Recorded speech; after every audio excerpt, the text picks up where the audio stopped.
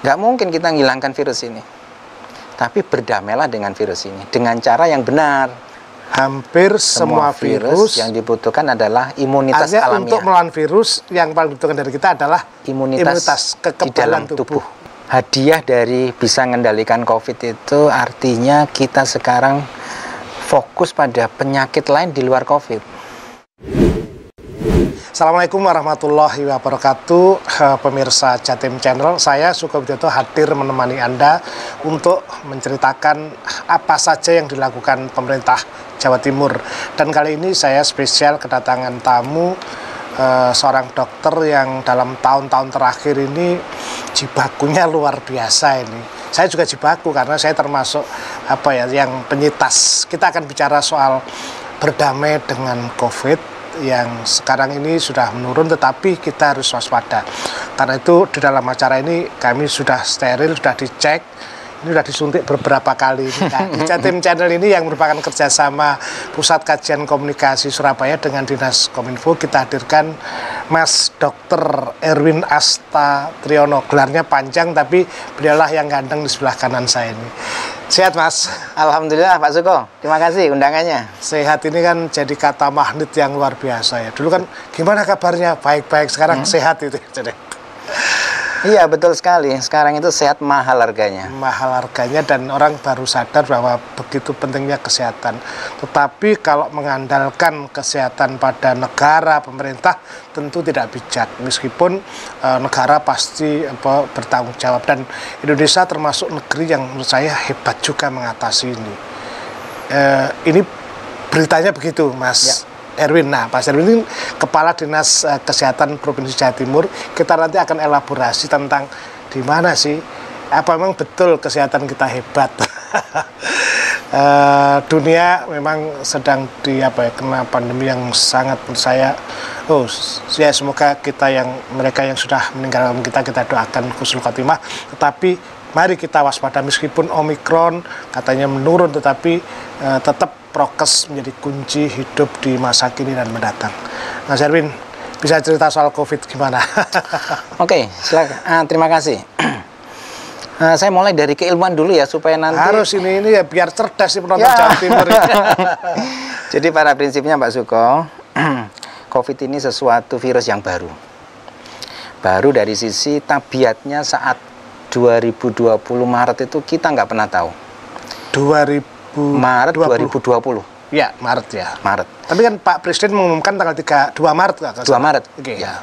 Kita nggak pernah tahu sifat-sifatnya kayak apa dan seterusnya. Meskipun secara teori selama ini yang namanya virus baru, dulu ada flu babi, flu burung, ya, itu maksimal 3 bulan sudah selesai. Sudah selesai. Ya. Nah, khusus untuk COVID ini learning by doing-nya luar biasa. Ya.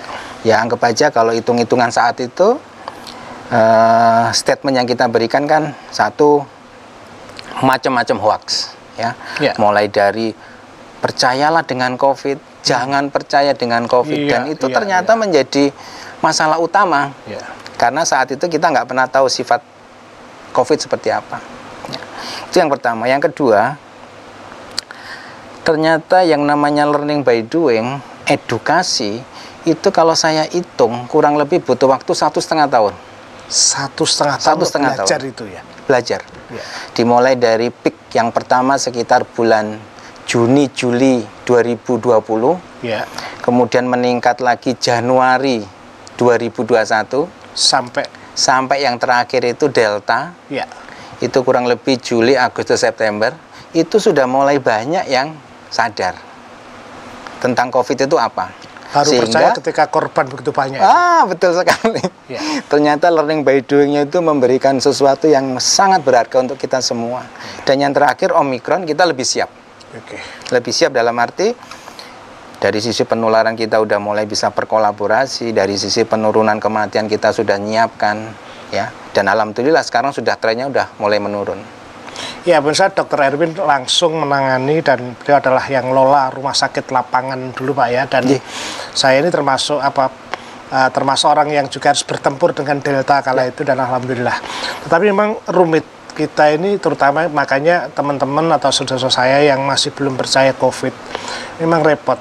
pertemuan antara virus dan viral. Nah, itu kadang-kadang viral hoax-nya lebih cepat daripada virusnya. Itu yang sempat mengganggu. Tapi termasuk bagus loh Jawa Timur begitu cepat. Saya kalau dihitung dengan negara lain kan the best juga Indonesia, Pak. Iya, betul. Jadi Indonesia itu termasuk yang cepat belajarnya. Cepat belajarnya itu satu sisi yang saya acungi jempol leadership. Mulai dari nasional sampai provinsi. Ya dalam tanda kutip meskipun kita capek tiap dengan hari, segala kritikan, apapun Pak Jokowi, Bu Khofifah luar biasa meliding ini ya. Betul. Meskipun tiap hari kita capek diundang rapat tiap sore hanya untuk memotret satu demi satu masalah. Ya, tapi hasil akhirnya seperti saat ini. Dalam konteks leadership, saya kira saya masih ingat gimana gubernur kita ketika Pak Jokowi tanggal 2 Maret mengumumkan, tetapi tanggal 16 Februari, saya masih ingat karena saya hadir di situ menyambut mahasiswa kita yang di Wuhan waktu itu. Dan kemudian dikirim di Natuna 14 hari. Artinya sebetulnya di tingkat leadership itu udah basisnya juga pengetahuan juga kan proses itu. Betul. Jadi selain leadership apalagi yang membuat kita hebat? Leadership yang kedua kolaborasi, sinergi. Karena apa? Tidak ada yang paling pinter di situ. Yang ada learning by doing. Podo-podo gak ngerti. Sama-sama nggak tahu. Sehingga saat itu, ya mohon maaf, pakarnya virus dimintai pendapat, ahli epidemiologi dimintai pendapat. Ya meskipun satu sisi pernah gagal, tetap harus cepat belajar lagi. Mencoba itu ya. Dan itu menjadi kunci memang. Dan kita nggak menutup diri dengan perkembangan situasi di luar negeri juga. Karena itu pembelajaran juga untuk kita semua. Nah, yang ketiga? Yang ketiga adalah prinsipnya adalah partisipasi. Kenapa? Dari ini bukan hanya penyakit COVID, penyakit apapun kalau nggak dilengkapi dengan partisipasi masyarakat susah. Sehingga makanya yang kita harapkan leadership, kolaborasi masyarakat yang menjadi ujung tombak terakhir. Mau penyakit COVID, mau penyakit demam berdarah, mau malaria, mau HIV, semuanya butuh partisipasi masyarakat. Dan itu butuh pendekatan pengetahuan yang komprehensif ya. Betul. Saya masih ingat bagaimana kemudian ada yang menentang bahwa COVID ini semacam konspirasi internasional dan sebagainya. Tapi ketika tahun 2021 Juni-Juli itu kan tingkat ledakannya yang meninggal itu luar biasa.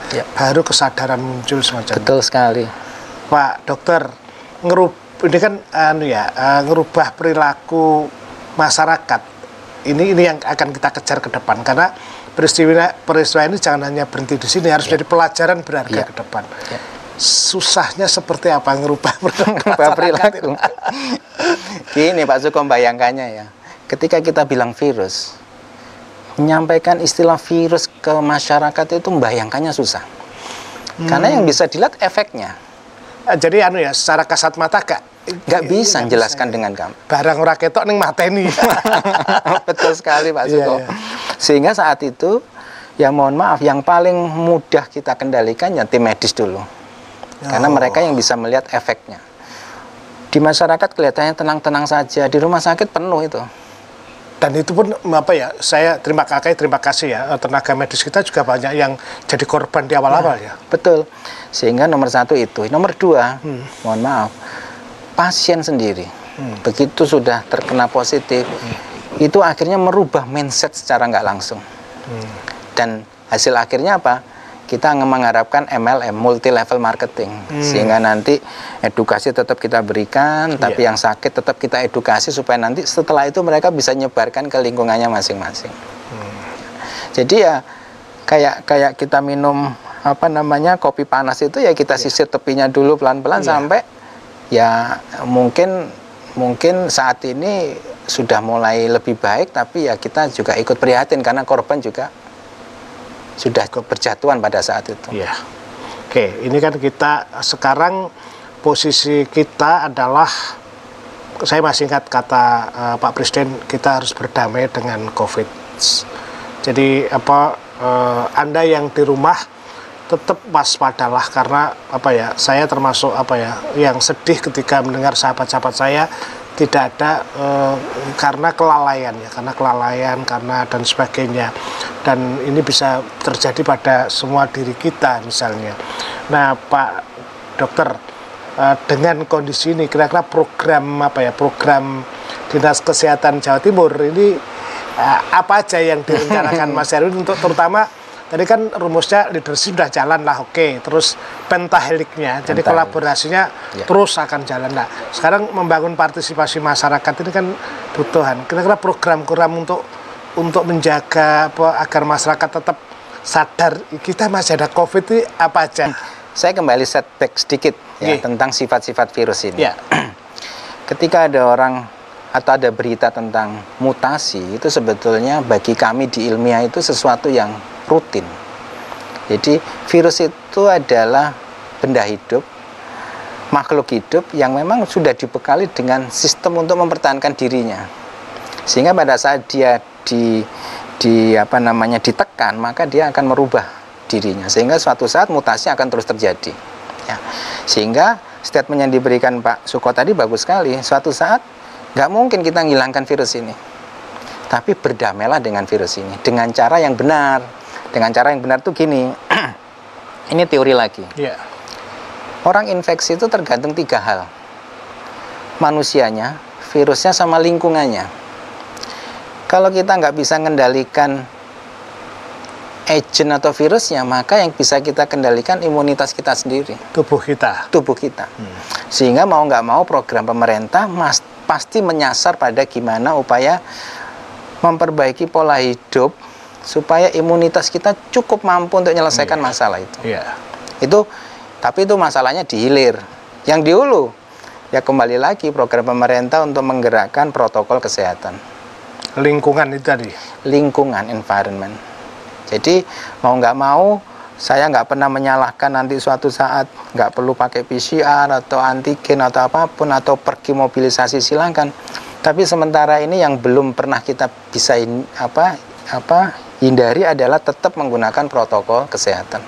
Oke, pemirsa, ini saya sangat serius ini memperhatikan Pak Dokter ini karena saya termasuk orang yang pernah mengalami bagaimana Delta menyerang saya dan khawatirnya luar biasa Pak, seperti nggak punya masa depan waktu itu. Dan saya hanya bisa terkolek dan bertahan berdoa.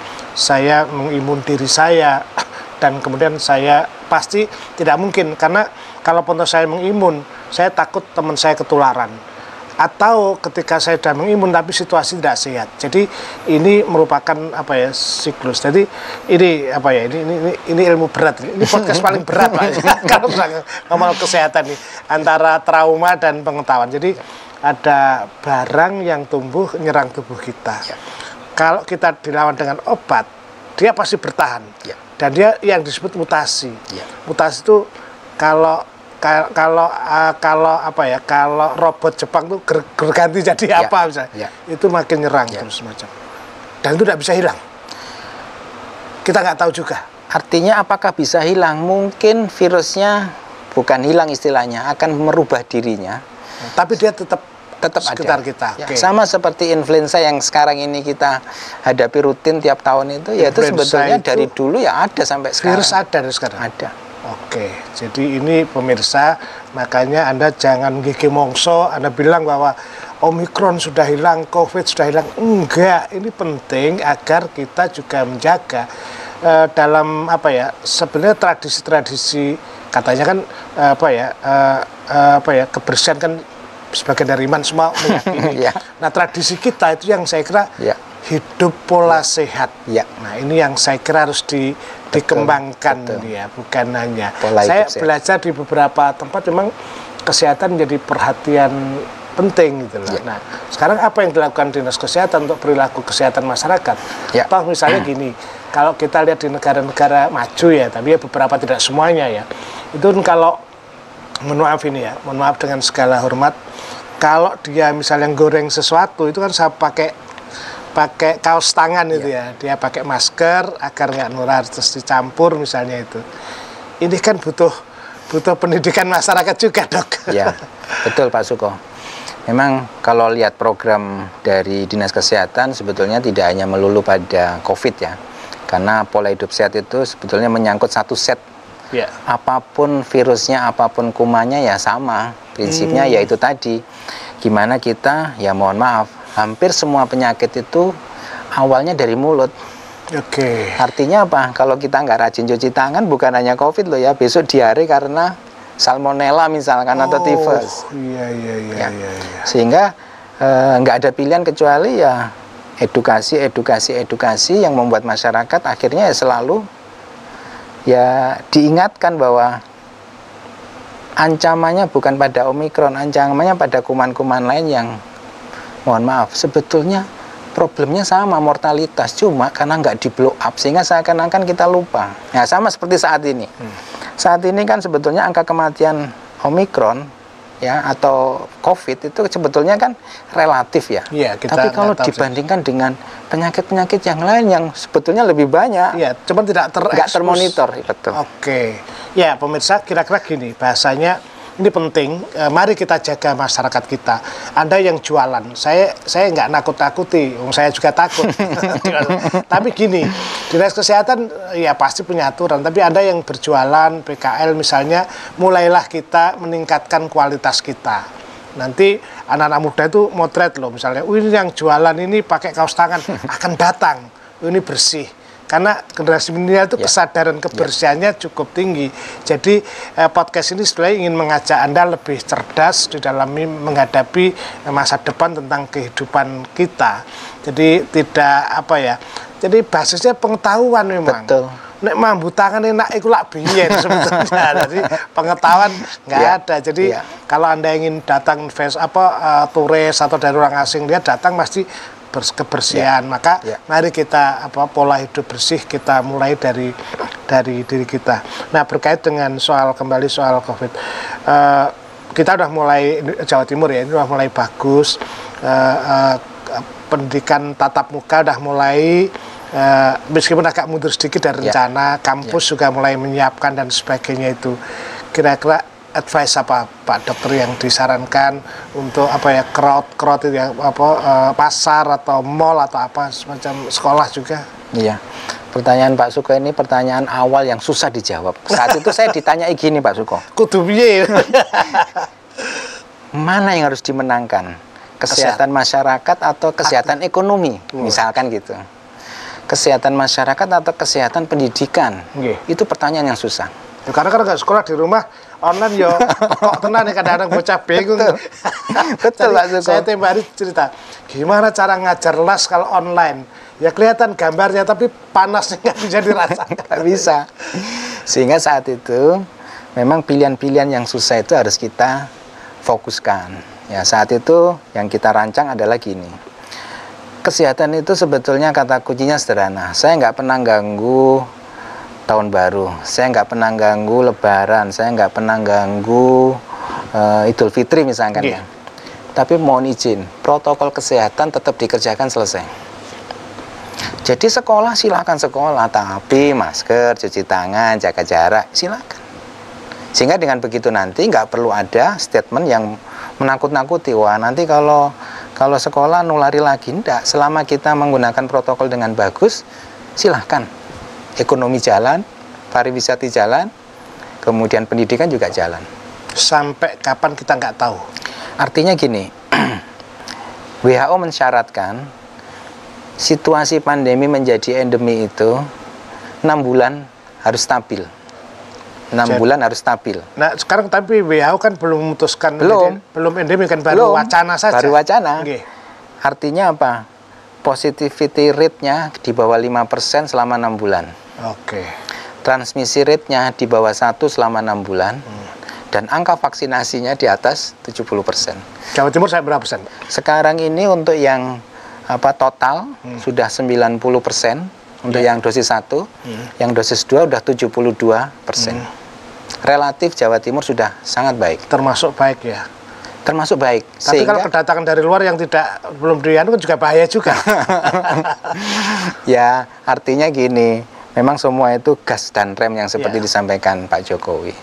Selama kita bisa membunyikan bahwa protokol kesehatan menjadi pilihan, maka kita tidak pernah melarang apapun sebetulnya. Kata-kata yang menarik sehingga Anda jangan salah tangkap terhadap pemerintah.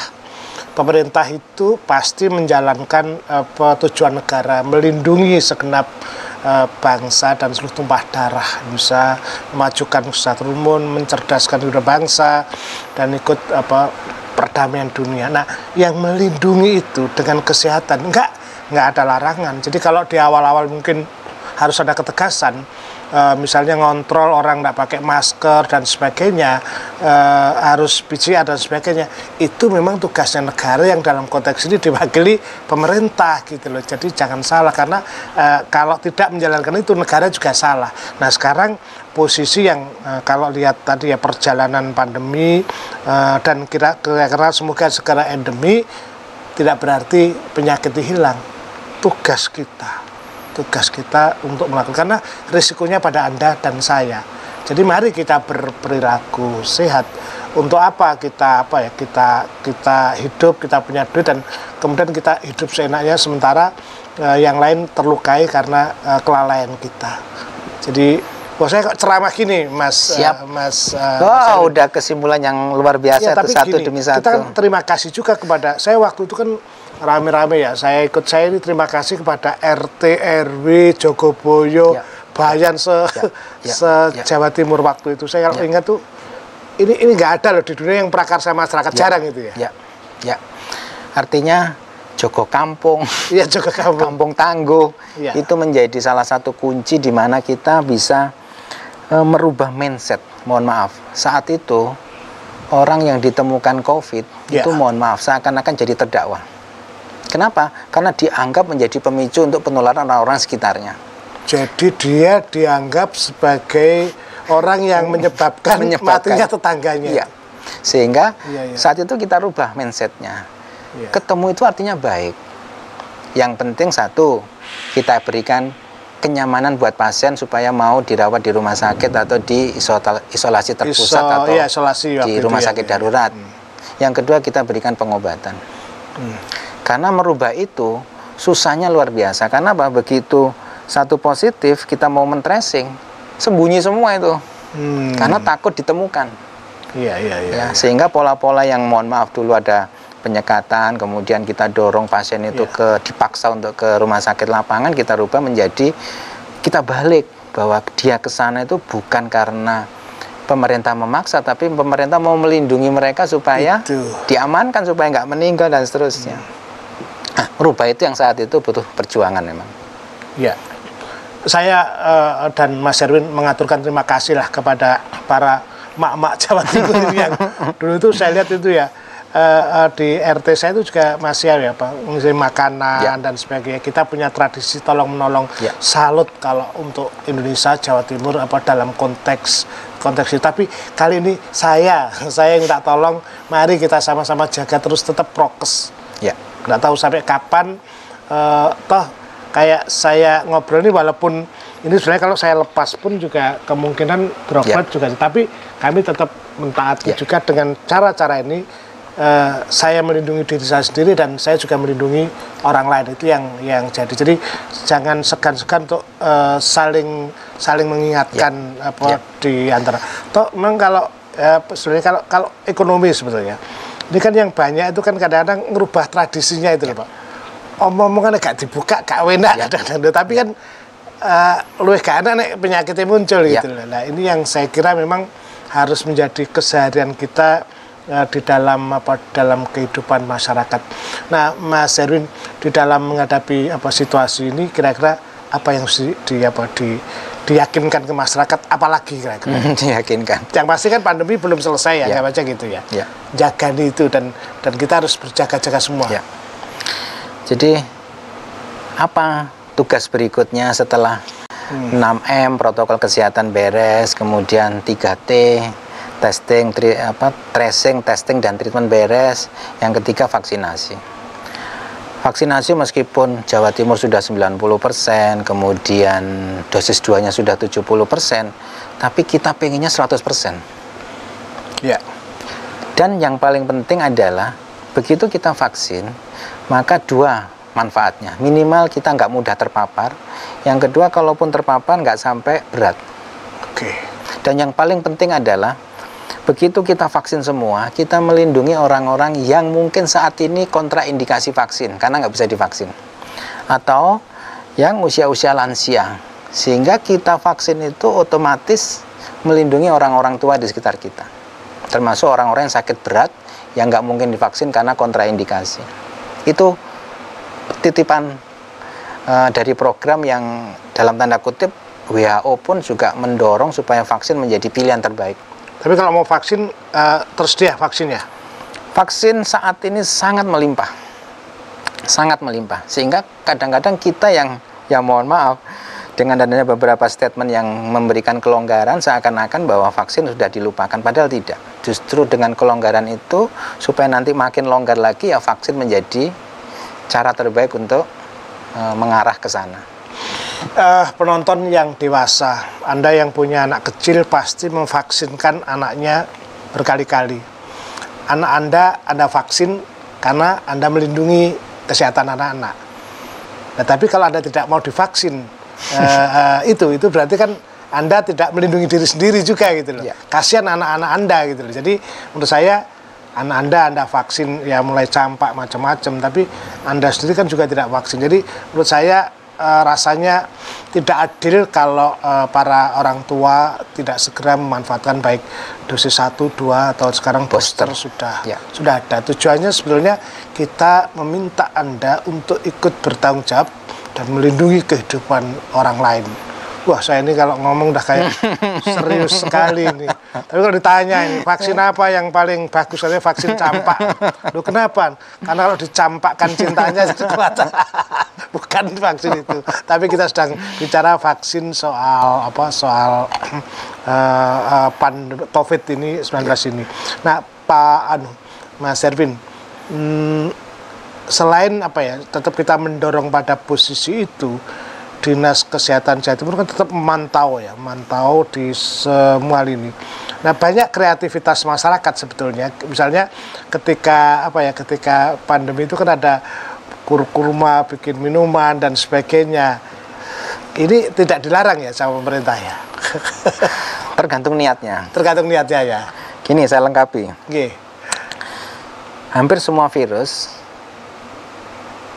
yang dibutuhkan untuk melawan adalah imunitas alamiah.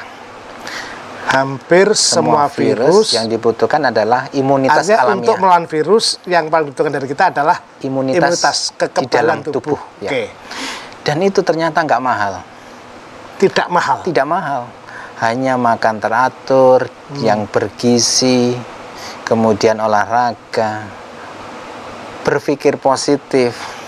Ya. Nggak usah mikir yang susah-susah. Ya. Mikir yang seneng-seneng dan itu produktif. Setuju saya itu. Sehingga hal-hal yang sederhana tadi membuat imunitas kita baik. Masalah mau ditambahi kurkuma, mau ditambahi rempah-rempah, itu keyakinan kita masing-masing. Artinya jangan sampai nanti begitu saya statement rempah-rempah, besok di pasar-pasar habis semua. Padahal yang dibutuhkan itu sebetulnya ya makanan sehari-hari yang bergizi itu. Rutin olahraga itu ya. Jadi pikiran itu yang iya, istirahat cukup. Karena selama ini saya selalu berpatokan pada istilah kalau di dalam medis itu patofisiologi ya. Virus ini sebetulnya sangat takut sama orang yang pola hidupnya sehat. Jadi orang yang virus itu agak istilahnya ngeper ya kalau seorang sehat ya. Pola hidup sehat. Ya. Ya mohon maaf kalau misalkan kita mau agak fokus dikit, hindari merokok. Hindari makanan berlemak berlebihan, lebih banyak sayur buah. Apalagi minyak goreng susah ya, nggak usah goreng. Siap. Buah-buahan itu ya, kulup-kulupan itu ya. Jadi kalau di Jawa itu istilahnya saya dapat ilmu Jawa itu poso ngidang, ngidang. Jadi makan sayur-sayuran ternyata. Jadi kalau mau sehat maka itu kuat gitu. Ini yang saya kira perlu perlu teman-teman terutama pikiran siapa sih nggak takut terhadap COVID, tapi juga sekarang kelarangan itu buat ekonomi sulit, itu pikirannya macam-macam. Tapi itulah kenapa kita didorong oleh boleh jadi Jawa Timur itu bisa berhasil karena orangnya banyak berdoa sehingga teduh pikirannya, mungkin itu ya. Setuju. Itu ya. Oh, apa banyak ngaji, banyak doa itu mungkin yang menolong. Saya masih ingat kata Bu Khofifah, pokoknya ya pasrah, bersyukur, tetap ikhtiar. Itu kan menarik, itu cara kita untuk mendalami menghadapi itu. Karena kalau berpikir positif itu sing dudu urusanmu ya rasa kok pikir itu kan kadang itu. Ya. Oh di Amerika itu nggak boleh nggak pakai masker, nggak apa-apa.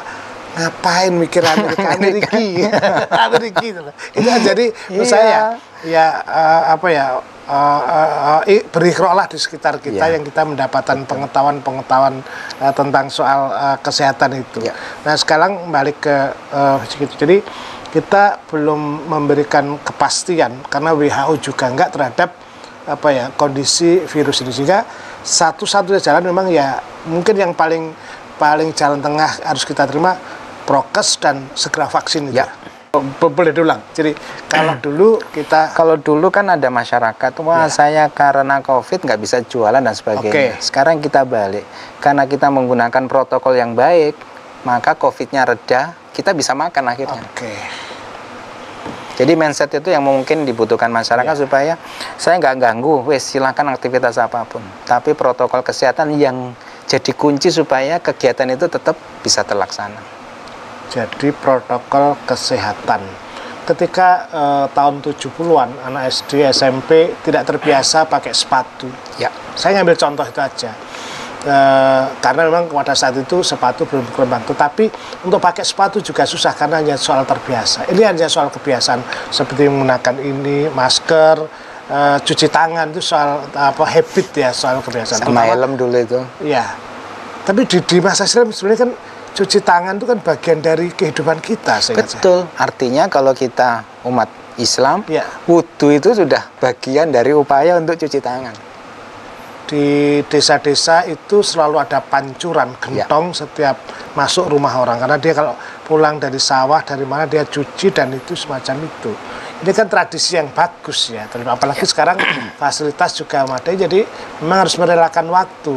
Jadi manajemen waktu untuk berpikir positif tadi, jadi tinggal nawaitunya ya, kadang-kadang saya mencuci ini untuk kesehatan agar orang lain tidak tertular. Itu kan menarik sekali. Nah, Pak Dokter, terus lalu program-program yang ini kan tidak berhenti ya. Sekarang puskesmas, kemudian rumah sakit berkaitan dengan menurunnya melandainya ini, mereka tetap siaga atau sudah juga turun juga? Ya.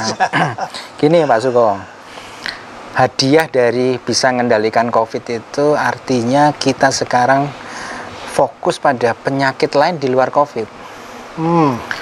Begitu COVID jalan, TBC, pasiennya nggak mau datang ke rumah sakit, sehingga lolos follow up. Takut juga mereka ya? Takut, karena COVID itu membuat dokternya takut ketemu pasien, pasiennya takut ketemu dokternya di rumah sakit. Dokter gigi di rumah takut juga ya? Kenapa? Dokter gigi. Dokter gigi, betul. Betul. Sehingga situasi panik itu ya mungkin akan kebantu setelah learning by doing tadi berjalan. Dan yang kita harapkan nanti setelah ini terkendali, program-program kesehatan lain akan segera dimaksimalkan. Mohon maaf, Jawa Timur ini kan tantangannya angka kematian ibu, angka kematian bayi, stunting, HIV, penyakit menular, TB dan sebagainya, atau penyakit tidak menular. Diabetes itu banyak, hipertensi banyak, cuma nggak terpotret karena kalah dengan isunya COVID. Dan itu sebenarnya yang kemudian kadang-kadang meninggal, mohon maaf ya, kalau meninggalnya bukan karena COVID, pada saat itu dianggap COVID itu kadang-kadang gitu juga. Jadi gini, ini tidak adilnya informasi. Iya. Saya ada pasien meninggal, pasien meninggal dengan COVID, ada pasien meninggal karena COVID. Pasien meninggal karena COVID, yang pasien meninggal dengan COVID. Mohon maaf, ekstrim sekali, kecelakaan.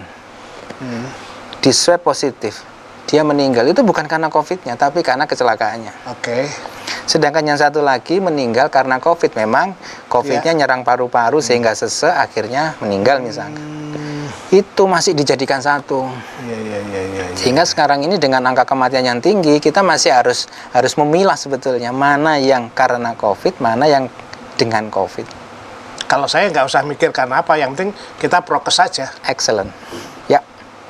Jadi pemirsa, ini menarik ya. Jadi Anda jangan berdebat lagi pemerintah meng-covid-covidkan. Kan ada Iya, itu ya. betul. Dijual. Saya kadang-kadang ngapain itu disibukkan Ya. wacana itu. Mending wacana gimana kita membangun kesehatan masyarakat. Ya. Nah, kita sedang butuh challenge apa ya, orang-orang yang pionir, orang pahlawan-pahlawan itu, karena Ya. kalau Anda memberikan apa ya, kalimat yang positif, konstruktif, dengan pikiran yang mengajak hidup baik, itu akan dikenang loh, daripada dikenang positif maksud saya, daripada Anda kemudian menegasikan. Karena faktanya COVID itu ada. Ini kan ya barangnya gak ketok karena memang kecil ya. Itu kalau mikroskop pasti kelihatan, Pak ya. Iya. Nah, itu jauh lebih kecil daripada bakteri. Ayo. Sangat-sangat hampir nggak bisa kita bayangkan. Kita bisanya hanya melihat efeknya aja. Ya. Pemirsa, kita punya pengalaman sebetulnya 100 tahun yang lalu, tahun 2019 ya, 20, ketika kita masih di dalam apa ya, di dalam penjajahan Belanda, atau kalau di bawah Belanda itu kan ada flu Spanyol ya, flu Spanyol. Nah, pendekatannya di masa silam itu banyak, kita termasuk korban yang besar di dunia. Jadi pendekatannya bukan karena tidak menggunakan pendekatan tradisional. Misalnya, ya mohon maaf ini, hanya dengan cara-cara yang irasional diselesaikan. Nah, korbannya banyak. Waktu itu juga informasi juga terbatas.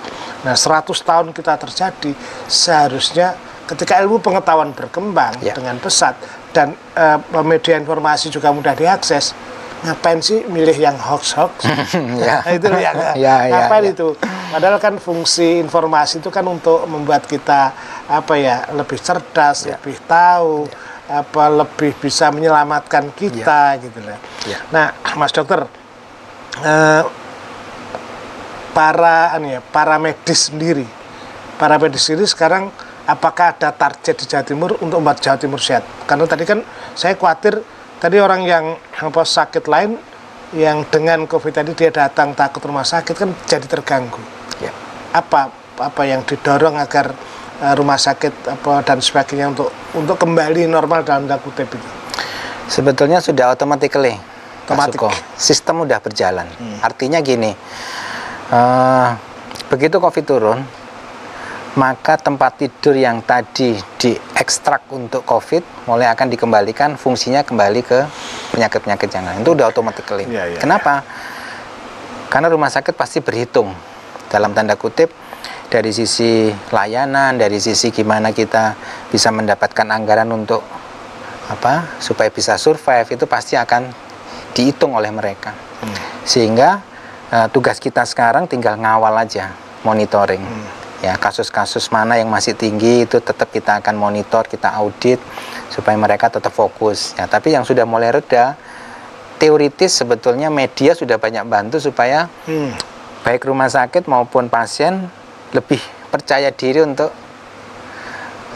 tampil di sana. Sehingga nanti rumah sakit pelan-pelan akan menggeser isu dari isu yang fokus COVID kemarin menjadi isu layanan untuk yang non-COVID.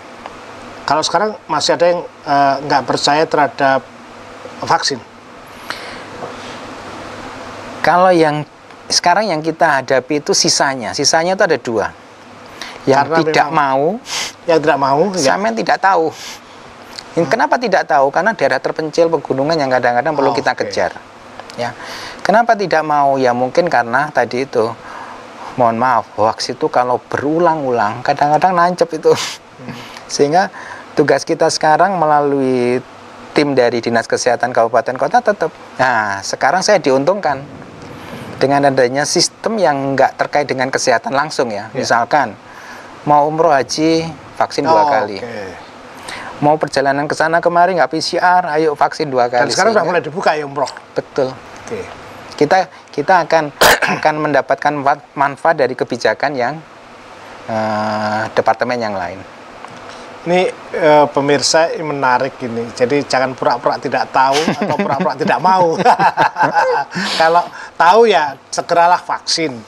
Apalagi saya baca bahwa ada kebijakan umroh sudah mulai dibuka, otomatis konsekuensi yang harus ada tempuh karena Anda harus melindungi umat lain, orang lain, maka harus melakukan itu. Jadi segeralah karena Dinas Kesehatan dengan segala jajarannya sekarang sudah membuka. Tidak perlu malu untuk untuk yang terakhir vaksin, itu aja yang penting. Saya juga ngajak teman-teman, apa mau aras-arasen saya bilang bukan aras-arasen, berarti Anda tidak cinta sama keluarga Anda, semacam itu yang menjadi penting. Jadi ayo segera vaksin lah, nanti telepon pasti dilayani ya. Dimanapun bisa, di puskesmas pasti ada. Nah, karena apalagi itu segera. Kalau enggak nanti kalau umroh nanti cerai. Nah, saya tidak tanya daerah mana di Jawa Timur yang paling vaksinnya rendah, tapi kira-kira kita butuh statement dari Pak Erwin, harapan masyarakat, karena keberhasilan kita menangani COVID dan ini terus karena kita harus berdamai dengan COVID seperti flu biasa, nggak usah gupuh, semua melakukan, tapi Anda jangan bikin gupuh kami dengan Anda tidak segera vaksin. Itu yang penting kan di situ. Nah, mungkin ada pesan Pak Erwin buat masyarakat atau tim medis agar kita sama-sama hidup berbarengan secara sehat dan kita tengah menuju peradaban baru yang lebih baik. Monggo silakan. Oke, baik, terima kasih. Yang jelas kita sudah banyak belajar tentang COVID, progresnya seperti apa, sehingga kata kuncinya sebetulnya hanya 3. 1, protokol kesehatan. Saya mau sedikit breakdown supaya nanti bisa dipahami dengan lengkap, mulai dari masker, cuci tangan, jaga jarak, menghindari kerumunan, menghindari mobilitas yang tidak perlu. Yang terakhir adalah gunakan peduli lindungi dimanapun Anda berada. Karena peduli lindungi itu sangat melindungi bagi orang yang sakit supaya nggak nulari pada yang tidak sakit, dan melindungi kita semua supaya diingatkan untuk vaksin. Itu peduli lindungi. Yang kedua 3T. 3T itu kalau ada yang positif, jangan sembunyi, tetap harus berkenan untuk dilakukan tracing. Karena itu tempat terbaik kita untuk mencegah jangan sampai lebih banyak lagi. Gak usah khawatir, kenapa? Karena tracing itu kenyamanan, karena pemerintah udah siap memberikan kenyamanan siapapun yang positif. Mau isoman boleh, mau isoter boleh, yang penting kita dampingi. Nah, paradigma itu yang harus kita pastikan. Dan yang ketiga, vaksinasi. Setelah itu, silahkan mau ngapain aja. Yang penting, protokol kesehatan, 3T, vaksinasi. Setelah itu, ambil keuntungannya, ambil hadiahnya, bisa sekolah, bisa jualan lagi, bisa makan lagi. Silakan, dan kita dapat bonus ke depan, pola hidup sehat. Karena prinsip dari protokol itu ya sebetulnya pola hidup sehat, salah satunya. Itu Pak Suko kira-kira. Ya, pemirsa, saya mendapat pelajaran hidup sehat kali ini dengan lancar, suasana yang menarik ini ya. Jadi kesehatan itu sangat berarti ketika sakit. Anda yang sehat dan waras, sehat olahraga, seharusnya lah memikirkan juga kehadiran orang lain. Saya percaya bahwa semua kita saling menolong, tetapi keinginan saja tanpa pengetahuan yang memadai itu tidak bagus. Karena apa? Karena hari ini kita berada dalam sebuah situasi, ini bukan hanya Jawa Timur, bukan hanya Indonesia, tapi seluruh dunia mengalami apa yang disebut dengan pandemi COVID-19. Sampai sekarang WHO belum menetapkan sebagai endemi, tetapi kalimat pentingnya bahwa ini akan tidak bisa dihilangkan seperti flu lainnya, maka tugas kita adalah bagaimana menghadapi itu. 1, harus imun tadi ya. Imunitas itu dibangun. Dan yang justru penting, negara, pemerintah tidak melarang apapun yang Anda lakukan. Yang penting Anda prokes. Ya. Mencuci tangan pakai sabun, kemudian memakai masker dan menjaga jarak. Ya, kalau nggak penting ya nggak usah ikut kerumunan lah, agak jauh dan mobilitas dikurangi.